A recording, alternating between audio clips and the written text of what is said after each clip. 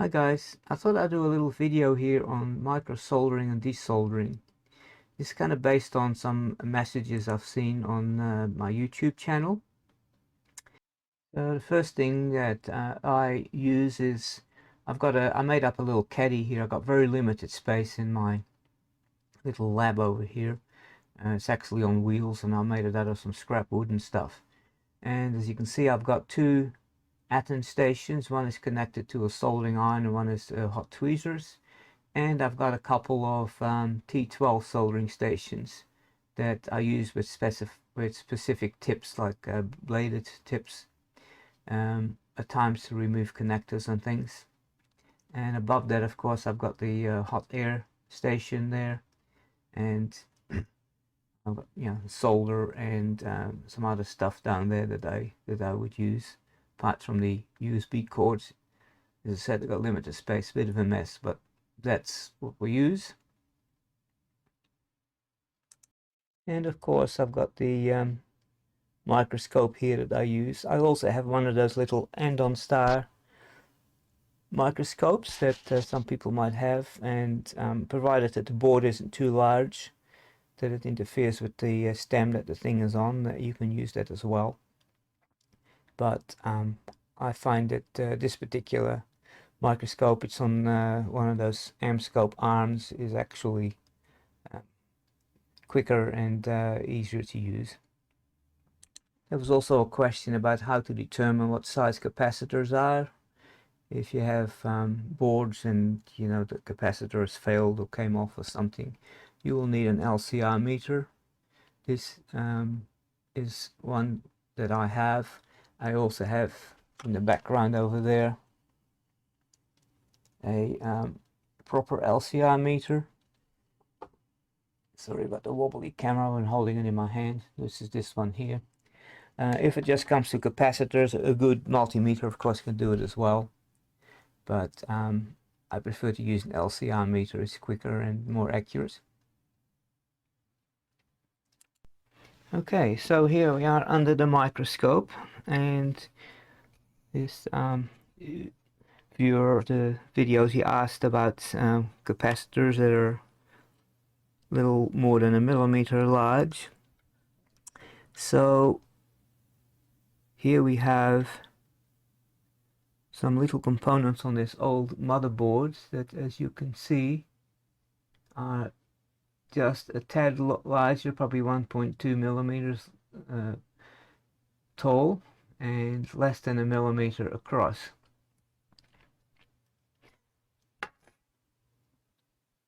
So I find that the easiest way to remove these things is to add a little flux, and sometimes I will put on some unleaded solder, but we'll have a look. If you got good these hot tweezers, of course, are the easiest thing to use to get these things off. There we go, there's one. Of course, they stick to the tweezers, you have to knock them off.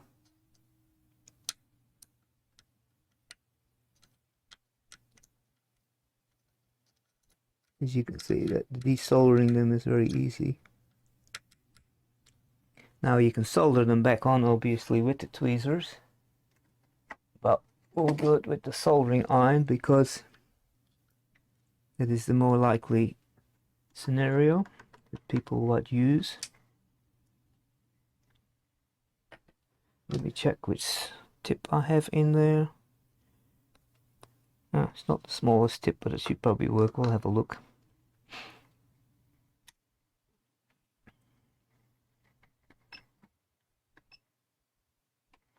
I'm setting the soldering iron to 325. The tweezers were on 350, but 325 probably would have done with that as well.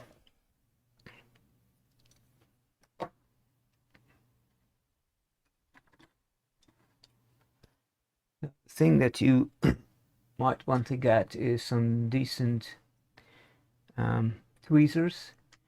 I use these, I like them because they actually hold on to things without me having to squeeze them.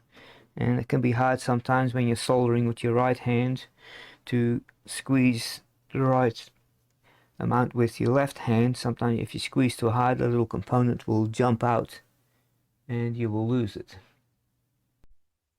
Okay, so when you've got the components off, you want to find out what size they are in capacitance. If they're capacitors, there are actually some inductors on this board which are just the same size. You can tell by the numbering on the board. It says L18 over there, but these guys here, they are mostly all capacitors. And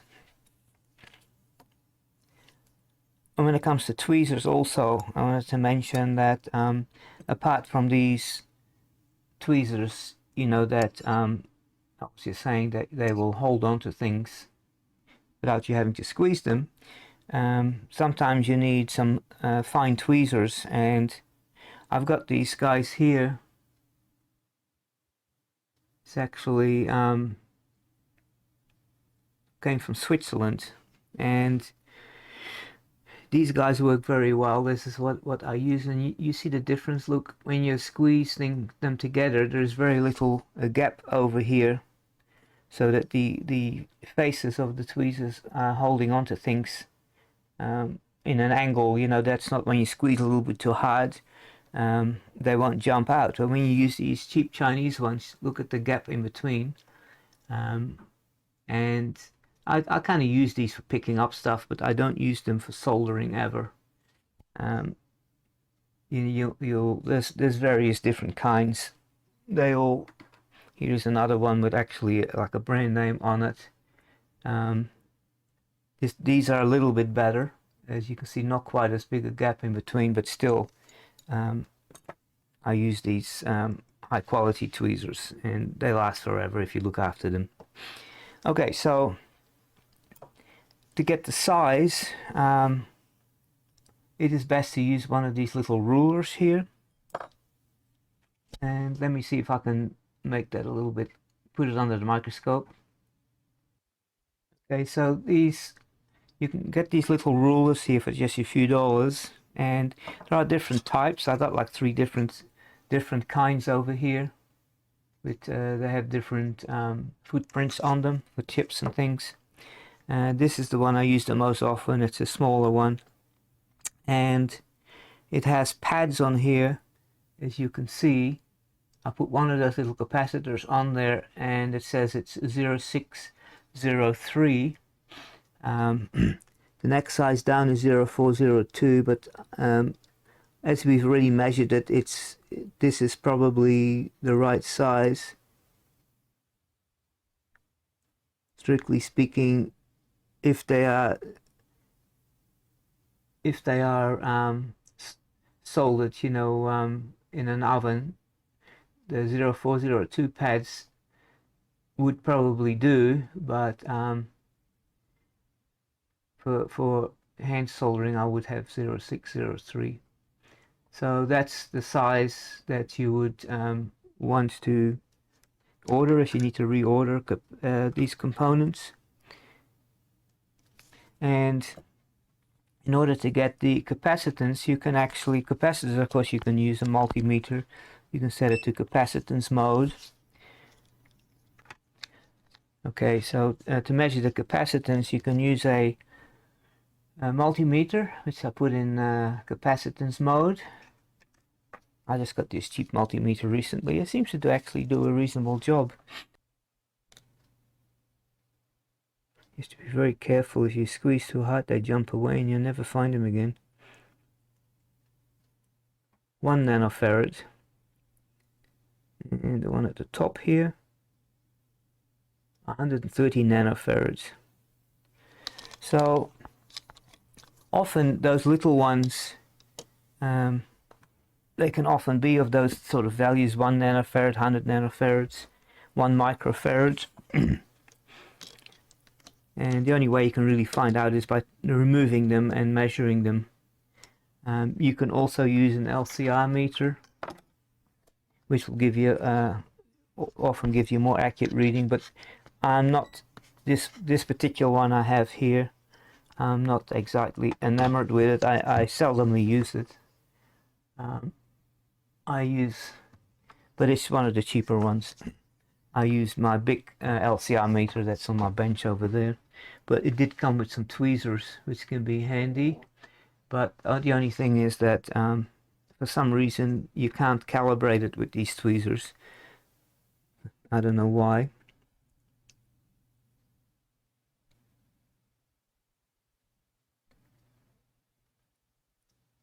See, 9.47 nanofarads, that's pretty much what the multimeter said.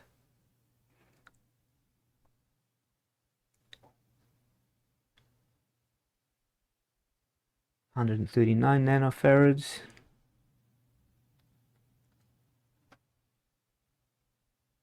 One 1.12 nanofarads, or also known as 1125 picofarads.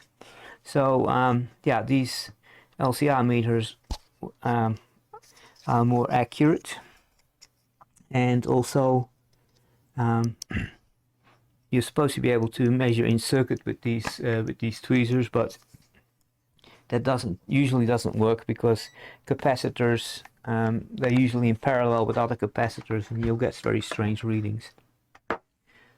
Okay, you'll be wanting to solder them back on, and in order to do that, now normally you would put some sufficient flux on there. Let me go back to the microscope, and also now you can see the effect of the ring light that I've got on. You get glare and you can't see a thing. So I have a separate light here. All those things that I'm using here will be in the description, so you know where to find them. Let me see. So I use this LED spotlight. You can adjust the brightness with it, and it has two arms on it, so that you can actually angle the light in two different angles, and therefore when the light hits it in an angle, it will be reflecting off, you know, in the same angle that it reached it, and it won't be reflecting it back into the lens of the microscope. So that is recommended, and you will see the difference that makes. This is with the ring light. This is with the spotlights. And as you can see, you can now see the tune in a bit. You can now see the pads with relatively little reflection, and I have another external light over here. If I turn that off, you see you'll get even less reflection. So that's what to use. So let's get started. I have sufficient flux on there already. As I said, I would add more if that wasn't the case. Now I'm right-handed, and I like to have, these are in an angle on the board, so I like to have them so that I can access them from the side.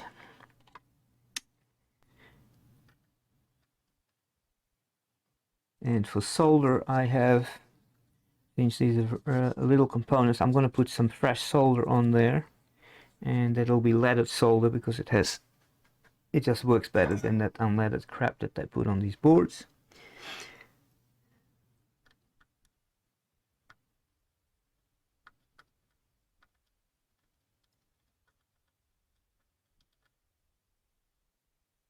Okay, that should do that.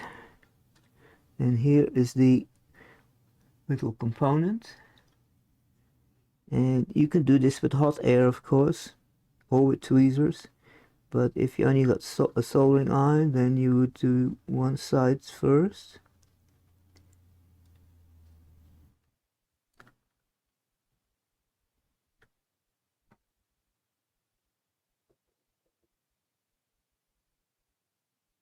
Then you can let go, and then you can, it's a little bit offset, but it is actually making a good contact. That's how you'll put it back on.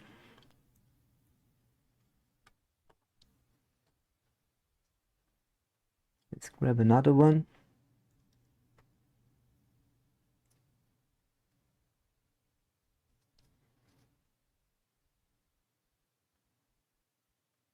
And touching the pad properly.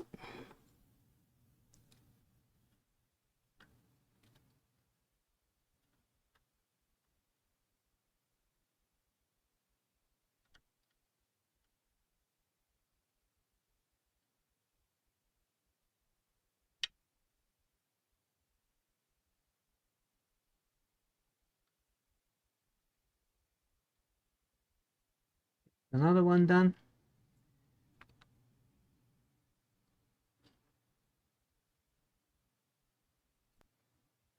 It can kind of look messy underneath the microscope because I'm adding more solder here than what the paste solder is that they put on there when they put these things in an oven.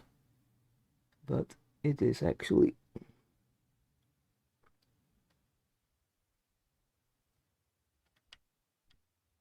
okay. This one is a little bit crooked. It doesn't really matter, but you can adjust it.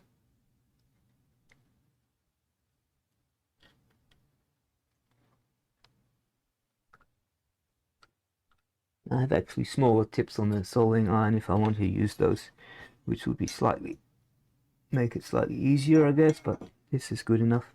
Okay, so that's it for soldering on sort of microscopic components. And then usually after doing that you will have to use some isopropyl alcohol. I have that in a little bottle with a little squeeze tip on it like that, but anything will work.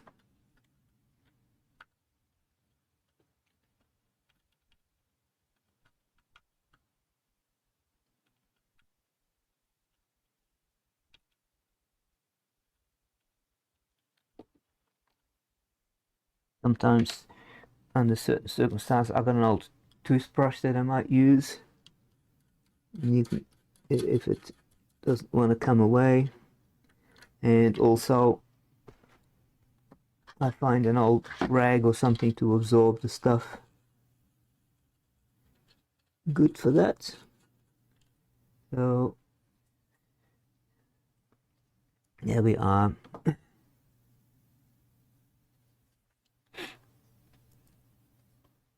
So these kind of components, including resistors, they're the same. They are easy to deal with.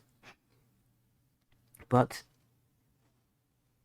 I have recently tested I made up a little circuit board to test the TPS 61023 or something, a boost controller from Texas Instruments, and that device is only a tad bigger, wider than that these chip capacitors, 1.6 millimeters, but it's got 6 pins on it, and that of course would be a great deal harder to solder. And I tried to do it with a soldering iron at first. I would normally use hot air, and in fact I did both, and I will put that next in this video. I'll pull that out of the other video that I made, and you will see that you can actually do it with a soldering iron with a very fine tip on it. But hot air is a lot easier for that sort of thing. And these two, they could have been soldered on with hot air. You could just hold on to it, you know, with the tweezers like that, and apply the hot air, and both sides would be soldered at the same time. Or you can use tweezers, but if you use hot tweezers, sometimes at the really small components they will stick to the tweezers, so you would have to use another device like some tweezers, or one of these. I tend to use something like that. You know, it's got like it's less like a pin bent angle, and you can kind of hold it down. I've got various kinds over here. I've got a straight one and I've got a bent one, so whichever one works the best. You've got straight one, and I've got another one that is bent even more. So I will use tools like that sometimes to hold down a chip while I am applying hot air to it. In any case, that's it for the microcapacitors. Okay, so about soldering micro components.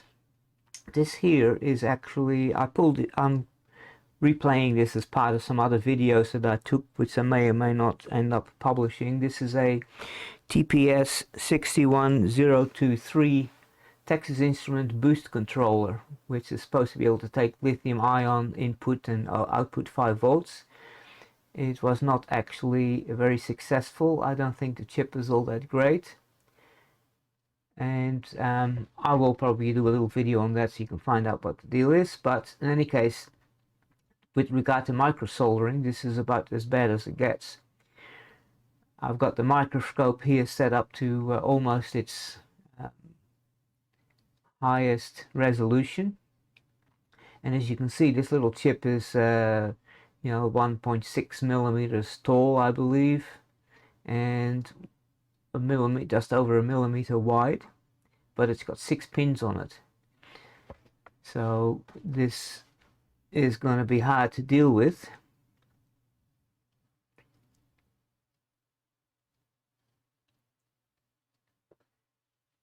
And we'll measure the width of it so you can make sure.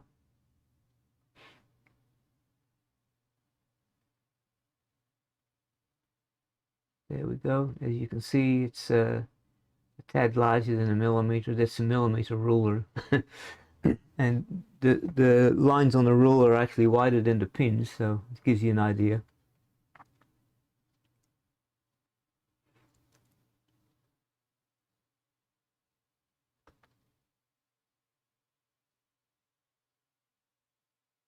First thing that I tried was to solder this component on with a soldering iron. I would normally not do that. I would use hot air, but I was wondering what would happen if you didn't have a hot air station and if all you had was a soldering iron. So I used a soldering iron, but with the finest tip on there that I have, which actually the point of it is as thin as a needle. Okay, so here we're in the process of trying to put this chip on using a soldering iron, and I have put some solder on the little pads already, but it's not actually connected yet. It's been very hard to convince the solder to actually connect with those pins. I don't know why, maybe because they're so small. And as I said, that soldering iron tip, it's as fine as a needle. So you can see how large and because the microscope is at such high resolution, any little vibrations makes the pictures go back and forth.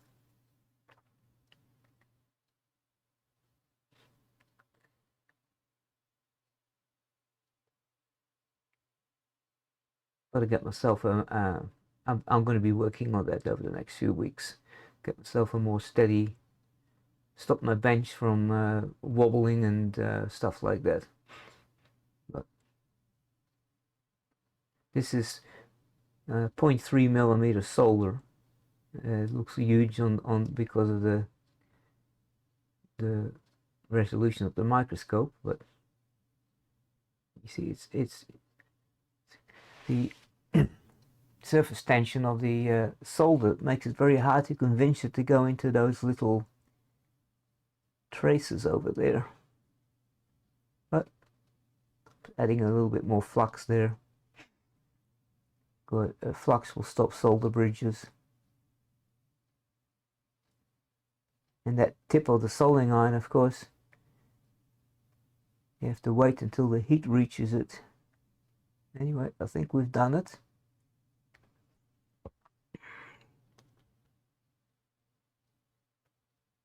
That's pretty much it.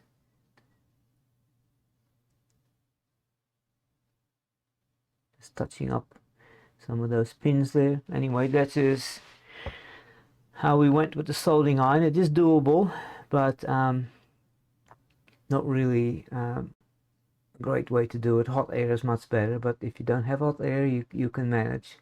If you need to replace a little chip like that. I've also decided that for projects, these chips are too small, 1.6 by 1.2 millimeters.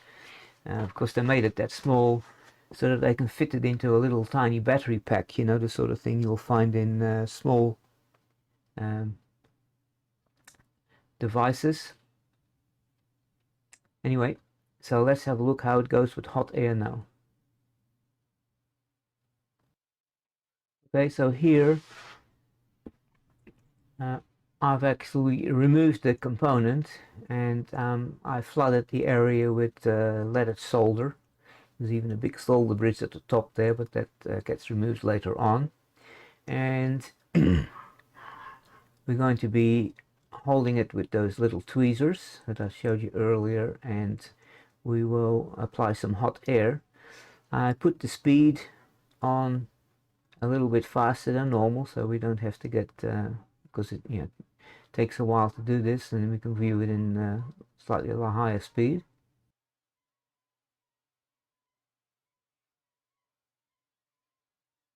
Okay, so there's plenty of flux on there, as you can see.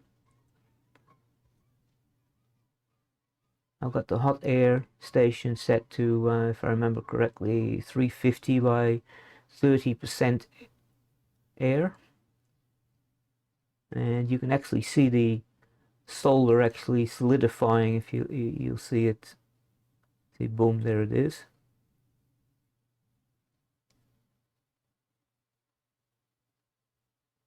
Okay, so that was done with hot air, and as you can see, that was a lot easier than doing it with the soldering iron, and probably got a better result there as well, because the all the solder would melt, and the surface tension of the solder would make it so that you know, they're nicely rounded sort of connections there. So that's it for hot air. So I think I've shown that micro-soldering is actually not that hard if you've got the right equipment. That's the point to it. You need a microscope for sure. You need good soldering stations. You can't do this with a $20 soldering iron. And you need some equipment if you're doing repairs. When you pull the components off, you need to be able to measure them and find out what values they are and stuff like that, if they're not marked or if you don't have a circuit diagram. And a hot air station often is actually the easiest way to deal with these things, but if you've only got soldering irons, you can do it.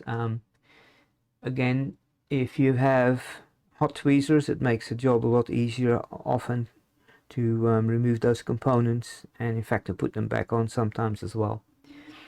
But you know, it all depends on what stage you're in with the hobby, or whether you're doing this professionally, whether you would invest the money in the more expensive equipment to do this. Anyway, that's all I've got for now, but regards to micro soldering. I really appreciate it if you could subscribe. I'm still looking for more subscribers, and push the like and the bell button and all that kind of stuff. So I'll see you guys later.